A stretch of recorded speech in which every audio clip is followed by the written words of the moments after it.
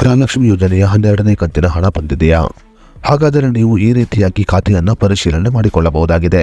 ಹಾಗಾದರೆ ಗೃಹಲಕ್ಷ್ಮಿ ಯೋಜನೆಯ 12ನೇ ಕಂತಿನ ಸ್ಟೇಟಸ್ ಅನ್ನು ಚೆಕ್ ಮಾಡಿಕೊಳ್ಳುವುದು ಹೇಗೆ ಅನ್ನೋದರ ಬಗ್ಗೆ ಸಂಪೂರ್ಣ ಮಾಹಿತಿಯನ್ನು ಈ ವಿಡಿಯೋದಲ್ಲಿ ನಾವು ನಿಮಗೆ ತಿಳಿಸಿಕೊಡ್ತೀವಿ. ಅದಕ್ಕೂ ಮುನ್ನ ನೀವು ಇನ್ನೂ ವಿಡಿಯೋನ ಲೈಕ್ ಮಾಡಿಲ್ಲ ಅಂದರೆ ಈಗಲೇ ಲೈಕ್ ಮಾಡಿ ಮತ್ತು news one Kannada YouTube channel subscribe ಮಾಡಿಕೊಂಡಿಲ್ಲ ಅಂದರೆ ಈಗಲೇ ಸಬ್ಸ್ಕ್ರೈಬ್ ಮಾಡಿಕೊಳ್ಳಿ. ಹೌದು, ರಾಜ್ಯ ಸರ್ಕಾರ ಈಗ ಗೃಹಲಕ್ಷ್ಮಿ ಯೋಜನೆಯ 12ನೇ ಕಂತಿನ ಹಣವನ್ನು ಬಿಡುಗಡೆ ಮಾಡಿದ್ದು ಮಹಿಳೆಯರು ಖಾತೆಯನ್ನು ಪರಿಶೀಲನೆ ಮಾಡಿಕೊಳ್ಳಬಹುದಾಗಿದೆ. ಇನ್ನು ರಾಜ್ಯದ ಮಹಿಳೆಯರು ಗೃಹಲಕ್ಷ್ಮಿ ಯೋಜನೆಯ ಸ್ಟೇಟಸ್ ಅನ್ನು ತಮ್ಮ ಮೊಬೈಲ್ ಮೂಲಕವೇ ಪರಿಶೀಲನೆ ಮಾಡಿಕೊಳ್ಳಬಹುದಾಗಿದೆ. ಗೃಹಲಕ್ಷ್ಮಿ ಯೋಜನೆಯ ಸ್ಟೇಟಸ್ ಅನ್ನು ಪರಿಶೀಲನೆ ಮಾಡಿಕೊಳ್ಳಲು ಮಹಿಳೆಯರು ತಮ್ಮ ಮೊಬೈಲ್ನಲ್ಲಿ ಮೊದಲಾಗಿ ಪ್ಲೇಸ್ಟೋರ್ ಮೂಲಕ ಡಿಬಿಟಿ ಕರ್ನಾಟಕ ಅಪ್ಲಿಕೇಶನ್ ಅನ್ನು ಇನ್ಸ್ಟಾಲ್ ಮಾಡಿಕೊಳ್ಳಬೇಕಾಗಿದೆ. ಇನ್ನು ಮೊಬೈಲ್ನಲ್ಲಿ ಡಿಬಿಟಿ ಕರ್ನಾಟಕ ಅಪ್ಲಿಕೇಶನ್ ಅನ್ನು ಇನ್ಸ್ಟಾಲ್ ಮಾಡಿಕೊಂಡು ನಿಮ್ಮ 12 ಸಂಖ್ಯೆಯ ಆಧಾರ್ ಸಂಖ್ಯೆಯನ್ನು ಹಾಕಿ ಲಾಗಿನ್ ಮಾಡಿಕೊಳ್ಳಬೇಕು.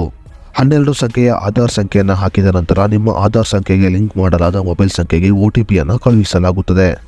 ನಿಮ್ಮ ಮೊಬೈಲ್ ಸಂಖ್ಯೆಗೆ ಬಂದ OTP ಅನ್ನು ನಮೂದಿಸಿದ ನಂತರ ನೀವು ಪಾಸ್ವರ್ಡ್ ಅನ್ನು ರಚಿಸಬೇಕು. ಹೌದು, ಡಿಬಿಟಿ ಕರ್ನಾಟಕ ಅಪ್ಲಿಕೇಶನ್ ಅಲ್ಲಿ ನಿಮ್ಮ ಮೊಬೈಲ್ ಸಂಖ್ಯೆಗೆ ಬಂದ OTP ಅನ್ನು ನಮೂದಿಸಿದ ನಂತರ ನೀವು 4 ಸಂಖ್ಯೆಯ ಪಾಸ್ವರ್ಡ್ ಅನ್ನು ರಚಿಸಬೇಕಾಗುತ್ತದೆ.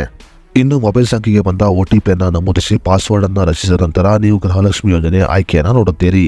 ಗೃಹಲಕ್ಷ್ಮಿ ಯೋಜನೆಯ ಆಯ್ಕೆಯಲ್ಲಿ ನೀವು ಗೃಹಲಕ್ಷ್ಮಿ ಯೋಜನೆಯ ಸ್ಥಿತಿ ಪಾವತಿ ಆಯ್ಕೆಯನ್ನು ಕ್ಲಿಕ್ ಮಾಡಬೇಕಾಗುತ್ತದೆ. ಇನ್ನು ಗೃಹಲಕ್ಷ್ಮಿ ಯೋಜನೆಯ ಸ್ಥಿತಿ ಆಯ್ಕೆಯನ್ನು ಕ್ಲಿಕ್ ಮಾಡಿದ ನಂತರ ನಿಮಗೆ ಗೃಹಲಕ್ಷ್ಮಿ ಯೋಜನೆ ಯಾವ ತಿಂಗಳ ಹಣ ಯಾವ ದಿನಾಂಕದಂದು ನಿಮ್ಮ ಖಾತೆಗೆ ಜಮಾ ಆಗಿದೆ ಅನ್ನುವುದರ ಬಗ್ಗೆ ಸಂಪೂರ್ಣ ಮಾಹಿತಿಯನ್ನು ತಿಳಿದುಕೊಳ್ಳಬಹುದಾಗಿದೆ. ಸದ್ಯ ಗೃಹಲಕ್ಷ್ಮಿ ಯೋಜನೆಯ 12ನೇ ಕಂತಿನ ಹಣವನ್ನು ಈಗ ರಾಜ್ಯ ಸರ್ಕಾರ ಬಿಡುಗಡೆ ಮಾಡಿದ್ದು ಜುಲೈ 20ನೇ ತಾರೀಕಿಗೆ ಮಹಿಳೆಯರ ಖಾತೆಗೆ ಈ ಹಣ ಜಮಾ ಆಗಲಿದೆ.